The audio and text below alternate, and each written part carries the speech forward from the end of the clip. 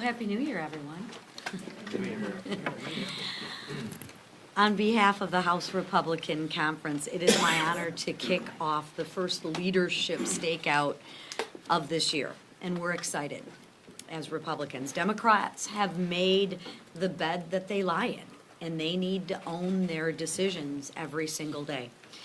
Just recently, President Biden has been pardoning sex offenders, decreasing domestic energy, and forgiving even more student loan debt as he leaves his post. We need, as Republicans, to fight against this record of corruption and bad policies. Dems need to own this insanity. This is their mess, but we will clean it up. And fortunately, there is a better path forward. And it's a very stark contrast. But the difference between the Democrats and the Republicans is that our agenda is about opportunity, freedom, prosperity, and putting America first, while their agenda is about control, dependence, and America last. We have an opportunity for a massive political realignment, and we are excited about that. We have a unified Republican government that wants to put America first again. We also won on building diverse coalitions, and I'm committed to doubling down on these efforts as conference chairwoman. We ran on a political platform that is about being accountable to the people. The Democrats alienated the working class, while the Republicans proved we want to be the party of the bigger tent. We want more investments in America. We want energy independence again, not an increased reliance on foreign countries that hate us and hate what we stand for. We want to make our country safer. Today, the House is expected to vote on the Laken-Riley Act for people like Congressman Addison McDowell. The southern border is very personal, and he's going to speak. Unfortunately, he is perfectly equipped to talk about illegal immigration and why this matters in every community, not just the border states. And I'll turn it now over to Congressman Addison McDowell for some remarks. Thank you.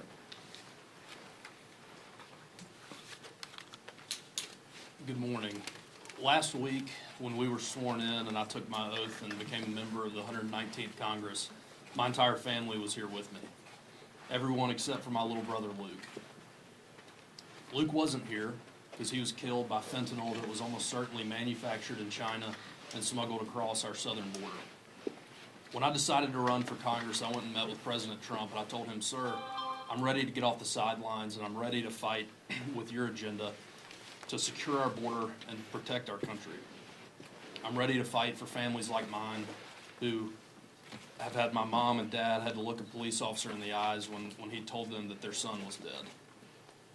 Every day that Kamala Harris and Joe Biden and the Democrats in Congress refuse to act, more people will die. That is why that was the #1 issue for Americans across the country when we went to the ballot box. They looked at the president and the vice president, and they said, "Y'all are fired."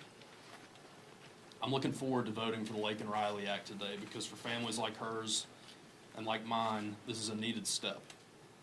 To those of you that are watching, I lost my little brother, and I'm in Congress so that you don't have to lose yours.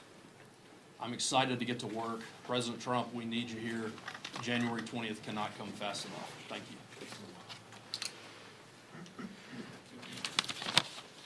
Thanks, Addison. Yesterday, President Donald J. Trump's historic victory was solidified, marking the dawn of a new golden age for America. The time is now to restore our strength, rebuild our prosperity, and reassert true leadership in our nation. With just 13 days until President Trump returns to the White House, our House majority is acting swiftly to advance important legislation that Joe Biden and the Democrats blatantly ignored, the Laken-Riley Act. With Joe Biden, Chuck Schumer, and the party of lawlessness out of the way, the radical left's mission to enable criminal illegal aliens criminal illegal aliens, yet people keep writing undocumented whatever, criminal illegal aliens at the expense of law-abiding Americans, it's no longer going to be tolerated. The tragic and preventable murder of Laken Riley serves as a stark reminder of the consequences of failed leadership. But thankfully, voters sent a clear message on November 5th. The American people elected a Republican trifecta to put a stop to the failed Biden-Harris policies that rolled out the red carpet for illegal immigrants, criminal illegal immigrants, and put Americans in harm's way. And guess what? That's exactly what we're going to do. The Laken Riley Act is a direct step toward ensuring that criminal illegal aliens are swiftly and permanently removed from our communities and our country. This bill is more than just a piece of legislation. It's a return to common sense American values. And under President Trump's leadership, there will be a lot more where that came from as we restore the rule of law and put Americans first again. And with that, I turn it over to our leader, Steve Scalise. Thank you, Whip. It was very exciting Friday to not only get sworn in, but to see all these new members of Congress as part of this new Republican majority, both House majority, Senate majority, with President Trump coming in just a couple of weeks. We have over 30 new Republicans that are a part of this majority, and their enthusiasm is contagious. They came to do big things, and we have big things planned. And I'll talk about a couple of those things, but we started by doing something that maybe some of you were a little disappointed in. We actually only took one ballot to elect Mike Johnson as our speaker, and I think that showed you just how focused this new majority is on doing our work. We have a lot to do. We did not have time last week to go multiple rounds and try to have a lot of internal fights. While we might have internal disagreements along the way, we are going to be focused on the people's business, and we have a lot of work to do to fix the mess, as Lisa pointed out, that Joe Biden, Kamala Harris, and the Democrats have left behind. Just look what Joe Biden did a couple of days ago. Puts out another executive order to make it harder to produce American energy. Another kick to the gut of hardworking families. Those people in the middle class, he talks about the middle class, he talks about hardworking people. And yet he passes policy after policy to kick them in the gut and raise costs on them. Those actions on energy, anti-American energy policies, will raise costs even higher on those families who can't afford it. The good news for those families is help is on the way. We are starting the budget reconciliation process. We are already working with committee chairs. We've been doing this for months, but now we're doing it in a very direct way. We've worked with President Trump to make it clear that in February we're going to get our budget on the floor. The committees will be working by March to actually get the policies in place to not only secure the border, to get good energy policy in place, to reverse a lot of these radical regulations that are crushing families across America, but to just get Washington to have some common sense again, as President Trump has talked about, and then to move that through the House by April, by Easter. It's an ambitious agenda, but it's an agenda that all of us signed up for. We're starting today with the Laken Riley Act, a bill we passed last Congress, but Chuck Schumer made it clear he was not going to allow through his far-left radical Senate. Well, now we have a new Senate, and John Thune wants to move that bill as early as this week.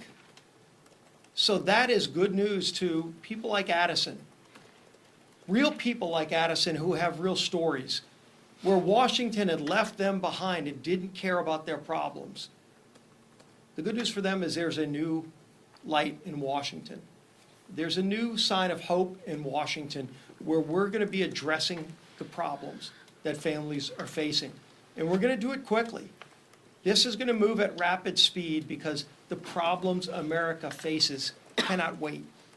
So this Congress is open for business and it's ready to move fast. You're going to see that aggressive agenda led by our first ballot speaker, Mike Johnson.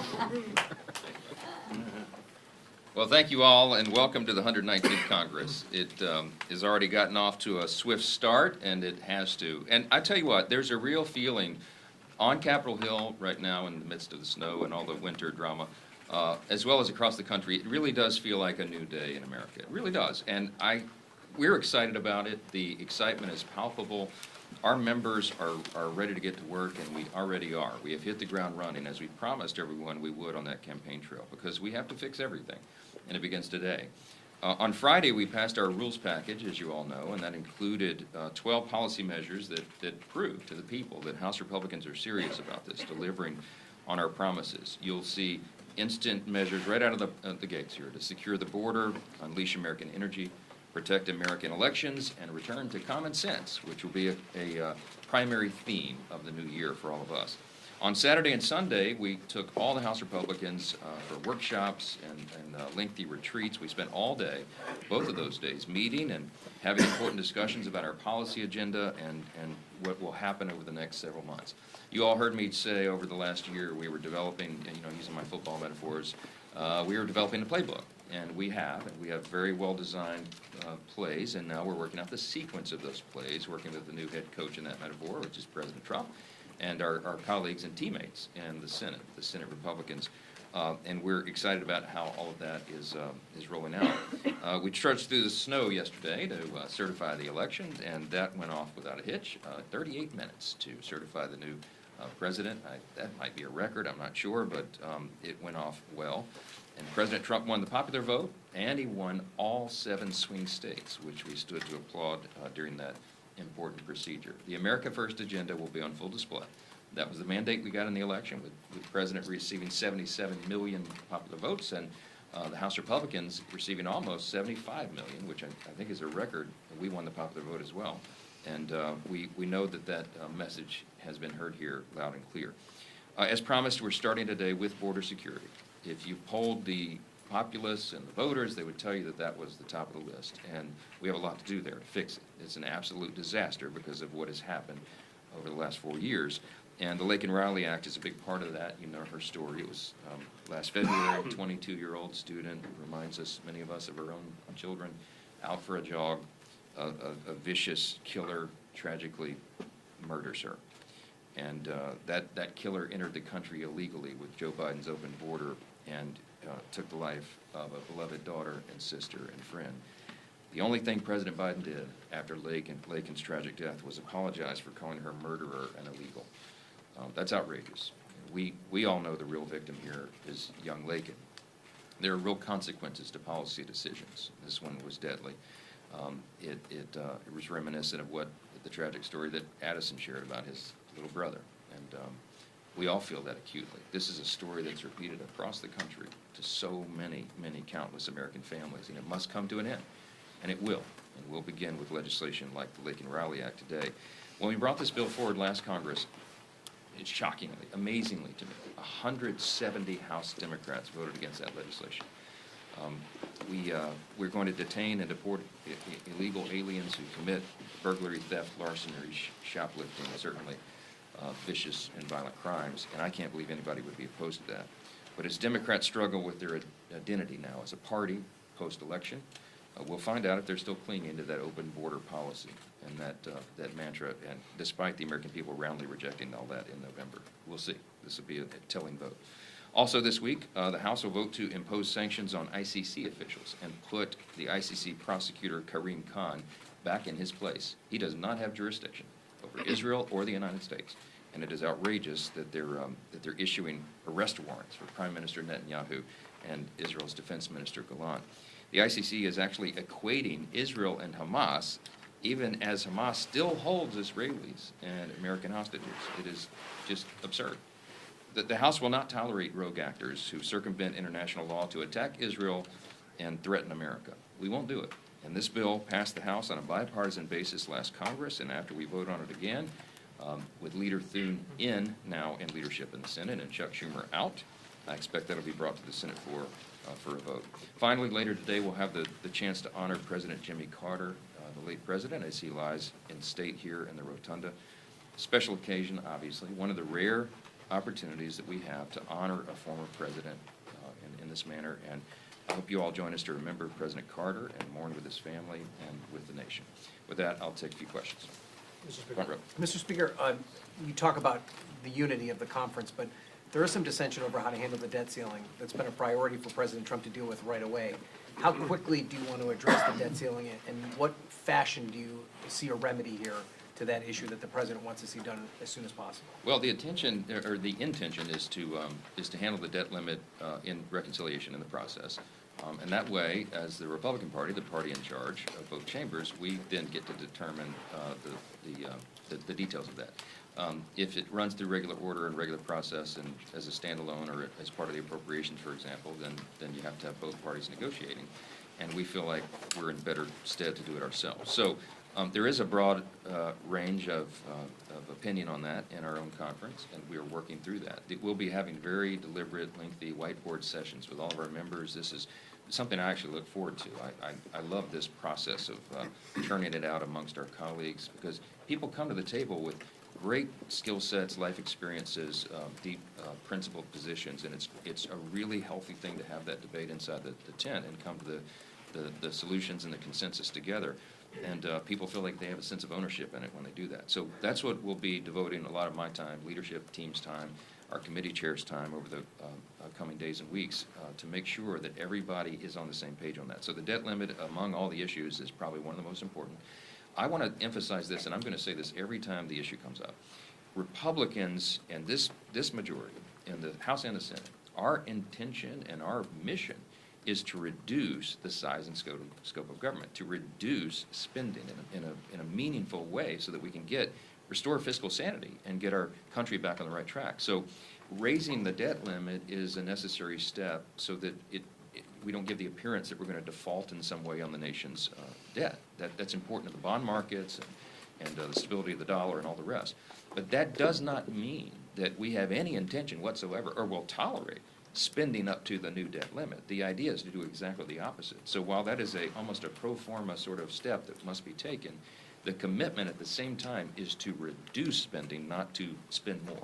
So that will be the thoughtful discussion we have behind the scenes. That number, the final formula for that is yet to be determined, but it will be determined here in the coming days, and I look forward to having that discussion. Monica. But, Mr. Speaker, just as part of that, are you open at all to cuts to entitlement programs, specifically to Medicare?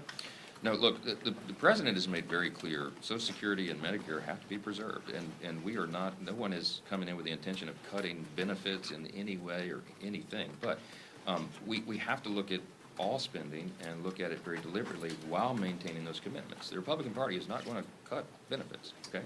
We've made that very clear over and over and over, and that's the commitment of the White House and the commitment of this Republican conference. We do know, however, at the same time, there are many, many areas of fraud, waste, and abuse. The government is too large. The agencies are too many. They have too many divisions and employees and all the rest, and there will be a very deliberate auditing of all of that in various aspects as we go through the process. The DOGE initiative, the project is going on simultaneously, and we'll be dovetailing all that together. So our intention is to, by the end of this Congress, to show the American people we brought the government back down to a measurable state, so to speak, right? That it works more efficiently and effectively for the people, and the way you do that is to get back to the original intent, the primary roles of the federal government. And that's been expanded too much. The government has expanded too much over the last years. I'll take one more back row. Yes, ma'am. Thank you so much. The Atlanta Journal-Constitution. When the Lincoln-Riley Act was on the floor in the previous Congress, a lot of Democrats said they weren't voting for it because they supported the bipartisan bill that we know that President Trump opposed. What is your response to how or will you work with Democrats on something more comprehensive that could get bipartisan support? Yeah, the Lincoln-Riley Act was bipartisan. Leader Scalise is reminding me behind me, 37 Democrats Yes. did vote for that. But you noted that 100, or someone previously 170 noted that voted most against did it. not. And I think they put politics ahead of principle. And we're going to find out where they stand on this now. Look, we have every intention of doing really important bipartisan work in the Congress.